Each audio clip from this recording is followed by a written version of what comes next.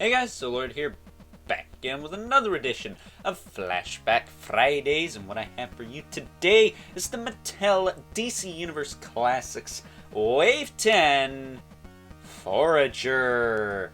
We are wrapping up our reviews of the individually released figures from the Collect and Connect Imperiex Wave today, and since I no longer have the packaging for this figure, let us just move right along to the meat and taters of this review.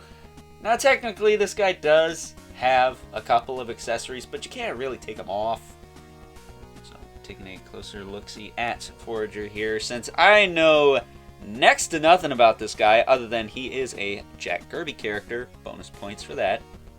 And he is part of the New Gods, so, you know, Darkseid, Mr. Miracle, and all those cats over on Apocalypse, Steppenwolf. Other than that, I don't know jack diddly squat about this guy. Other than he looks kind of cool. He's got a bandolier, he's got some shoulder pads, some very 1980s looking shoulder pads. A little wrist-mounted blaster thing. And he has a shield on this side, which you can actually take this off. If you work it off, you can take it off pretty easy. But I will leave that on for the time being, because Forager ain't Forager without it. And it does stay in the place. It locks in up past the glove there, so there you go. It does restrict the elbow movement though, so that's something to note. It should also be worth noting that you can remove this strap piece, and that this upper torso kind of armor piece is a separate piece as well. It's not part of the torso. And the rubber is nice and soft, so it does get out of the way for posing. But as far as articulation on this guy goes, his head will rotate around. Look up and down a tiny bit. Not really much tilt. Look at that face. Kind of looks like an old school Hanna-Barbera character. Which I've been on a Scooby-Doo kick lately, so that kind of tickles my fancy. Like the flat top too. Not really hair, but he's got a flat head. Shoulders go out to the side, pretty far. Right angle to the body at least. Forward and back. He's got a bicep swivel. Single joint at the elbow. Swivel at the gauntlet / wrist. I say that because you can rotate the little wrist blaster around, which is nice. You can't take it off. It does not come off, but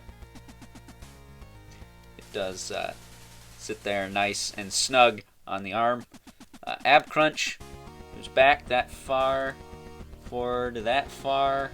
I don't know if you lift this up, if you can move it a little more. Might be able to. Hold on. I might have got a tiny bit more of that, but it moves enough. And it's nice and tight on this guy. And he's got a waist swivel. Hips kick forward. This is unfortunate. This piece here is a little bit too restricted compared to this top kind of shoulder thing, because you can rotate his arm all the way around if you want. No problem. You're not going to tear this. You're not going to break it.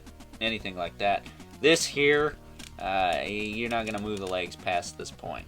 Although it is Forager, I don't know how agile he is. I would imagine not very.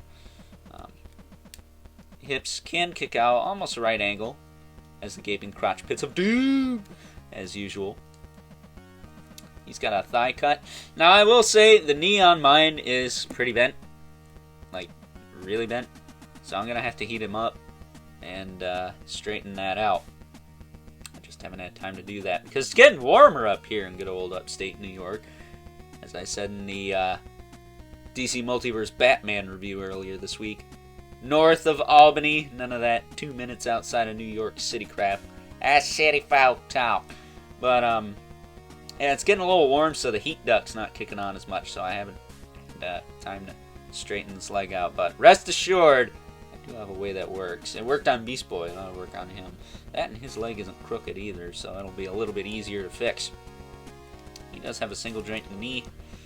There's a hinge in the foot with a rocker and peg holes at the bottom of the feet. With a stand he does not come with, but you could always hook him up with one of the DC classic stands Mattel made. I think the multiverse stands work on these guys too. But getting him to stand as best I can here. So he's kind of like straight up and down. Can be easier said than done with that warped leg on mine. There we go. And as far as comparisons go, I only have the rest of the wave to compare this guy to. I don't know if I have any new gods. I have some Jack Kirby characters like Atrigan and Omac and a bunch of Marvel ones too, but we're not going to pull out Marvel figures during a DC video. I know that's frowned upon in some establishments, so I'm going to avoid that here. But I do have the rest of the wave handy, so we'll just compare them to that. So with that being said, let's now move on to some size comparisons. First up, here is the Forager next to a few other figures I've already taken a look at from this wave: Beast Boy, Robot Man, and Power Girl. Next up, here is alongside the other two figures I've already taken a look at from this wave, and my personal favorite figures from this wave: the Joker and Man-Bat. And last but certainly not least, we have our two regulars, the Mythic Legion's Brother Mandibulus, the Loving Spawn, as usual, towers over everyone. So with that being said, time to wrap things up, some final thoughts. Overall, and while I may know next to nothing about good old Forager here, at the end of the day, it's a fun action figure. That's what it's all about, right? Having fun with your action figures. And this guy is no exception to that. He is 110% fun, even though yours truly knows absolutely nothing about him. And he's a Jack Kirby character from New Gods, so, you know, bonus points for that, because you can't go wrong with anything Jack Kirby, right? Well, maybe most things Jack Kirby. They can't all be winners, can they? But this guy, on the other hand, is a definite winner. And if you're into Jack Kirby characters, New Gods, and or you're trying to complete the Collect and Connect Imperiex, this is a definite must-have, and I would highly recommend you track this guy down. I don't think he's too expensive on the secondary market, much like Robot Man and Power Girl from this wave, which I've already taken a look at. Please check those out if you haven't already. But with that being said, I hope you guys enjoyed this week's edition of Flashback Fridays, and if you are so inclined, please don't forget to comment, like, subscribe, and hit the bell so you know whenever I upload more reviews like this one.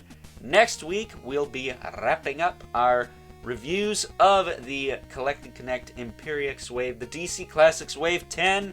Parting is sweet sorrow, but at the end of the day, it is nice to have at least one DC Classics wave reviewed on this channel, for the most part. I don't have the Batman, but he just came with a figure stand. No Bat piece, so, you know, I don't feel bad about skipping that one. But if you haven't already, please hit me up on Instagram at Overlord Productions. But as always, keep the comments civil, because the world sucks enough as it is. And until next time, I'll catch you guys later.